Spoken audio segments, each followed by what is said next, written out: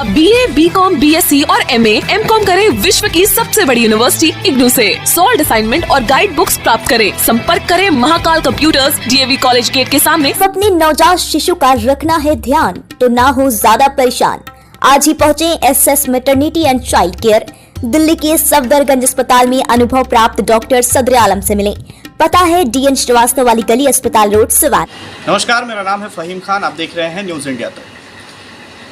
महाराष्ट्र से उठी आवाज़, आज़ान और हनुमान चालीसा का विवाद जो है धीरे धीरे पूरे देश में पैर पसारते जा रहा है। वहीं अगर बात सिवान जिले की जाए तो सिवान जिले की सांसद कविता सिंह के पति अजय सिंह का भी एक विवादित बयान सामने आया। विवादित बयान जो है वो उस वक्त सामने आया जब किसी कार्यक्रम में मीडिया के सवालों पे उन्होंने तीखी जवाब देते हुए एक विवादित बयान उनका सामने निकल के आया।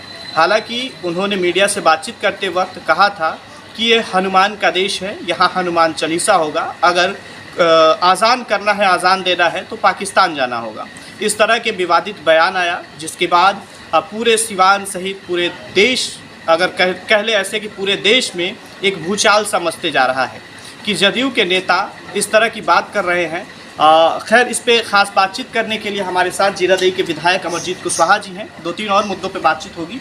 विधायक जी, सबसे पहले बहुत बहुत स्वागत है आपका इस चैनल के माध्यम से मैं आपके सभी दर्शकों को बहुत बहुत बधाई देता हूँ, धन्यवाद है। और अभी मैं बताना चाहूँगा कि जो वक्तव्य अजय सिंह ने दिया है वह वक्तव्य संविधान विरोधी है। वो देश के लोकतंत्र पर हमला है और किसी भी व्यक्ति के धार्मिक आज़ादी पर हमला करने का अधिकार इस मुल्क के नागरिक को नहीं है। इस काम को अजय सिंह ने किया है।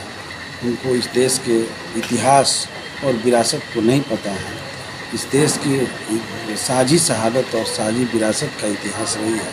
1857 की लड़ाई में हिंदू मुस्लिम एकता ज़बरदस्त रूप से उभर कर आया था, जो सच्चे राष्ट्रवाद के रूप में देश में सामने आया और एक प्रथम स्वतंत्रता संग्राम शुरू हुआ था। और उस समय से लेकर आज तक आज़ादी के संघर्षों में हमारे लाखों लोगों ने कुर्बानियाँ दी हैं। उस कुर्बानियों में हिंदुओं से थोड़ा भी कम मुसलमान नहीं है। हर जगह इनकी साझी शहादत रही है।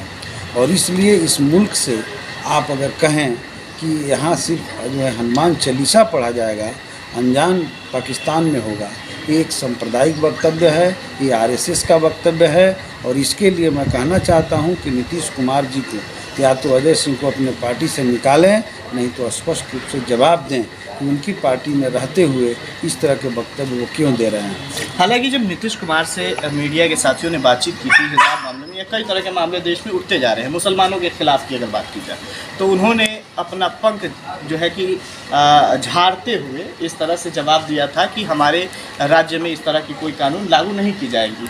इस पर क्या कुछ कहेंगे? जब देश की जनता अपने जेन्युइन सवालों पर खड़ी होती है, चाहे वो नौजवान रोजगार की मांग करता है, छात्र शिक्षा की बात करते हैं, शिक्षा का बाजारीकरण हो रहा है, इसके खिलाफ खड़े होते हैं।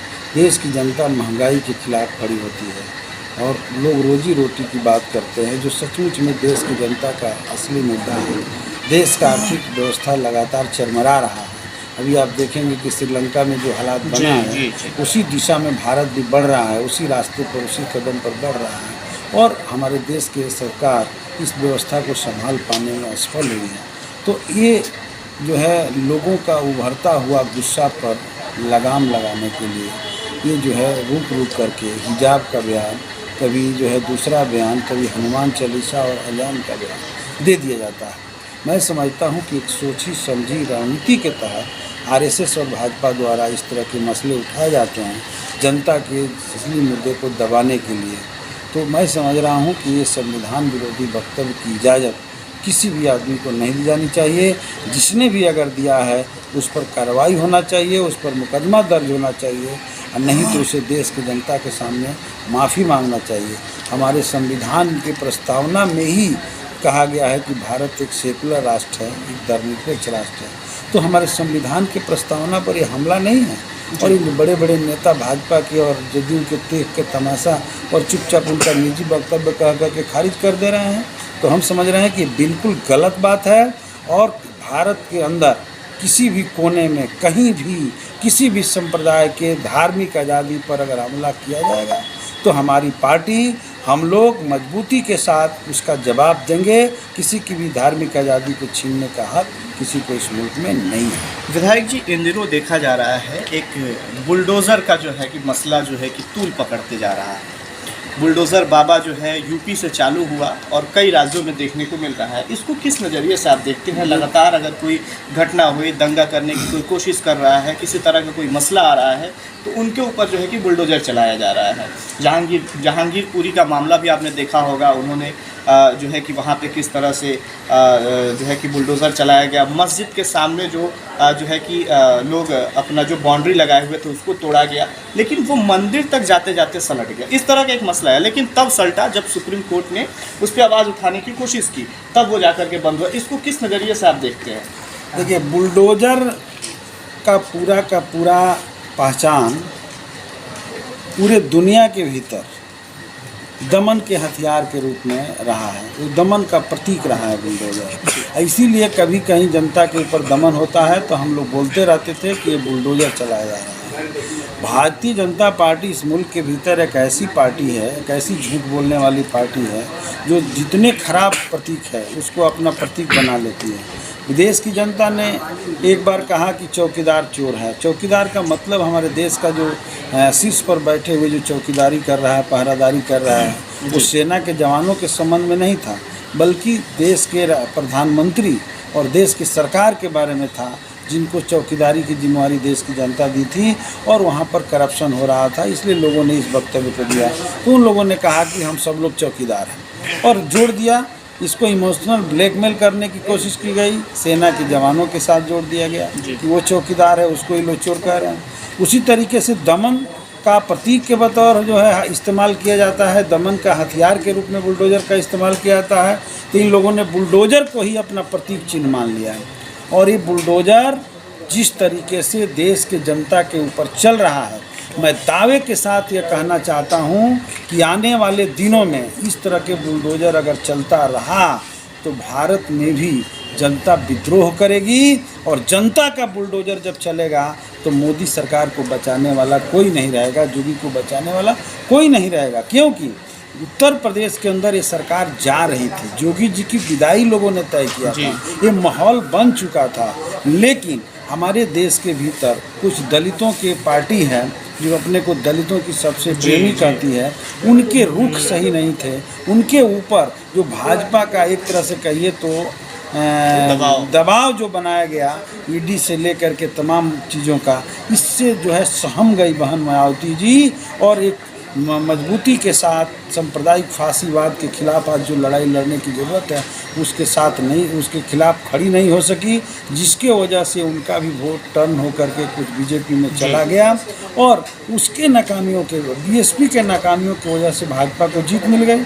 अब ये समझ रहे हैं कि बाबा ने बुलडोज़र जो चलाया, उत्तर प्रदेश को पूरा जो है पुलिस राज में जो तब्दील कर दिया, लोगों पर जो दमन ढहा इन्होंने, लोगों के साथ जो अत्याचार किया, हमने देखा कि एनआरसी मूवमेंट के समय जब उत्तर प्रदेश के धरती पर लोग सड़कों पर उतर करके अपने अधिकार की रक्षा की बात करने लगे थे, उस समय इन लोगों ने उनके ऊपर दमन चलाया, उनके ऊपर मुकदमे लादे, उनको आतंकवादी जैसे घोषित करने के लिए पोस्टर लगा करके पूरे उत्तर प्रदेश के दीवारों को रंग दिया गया।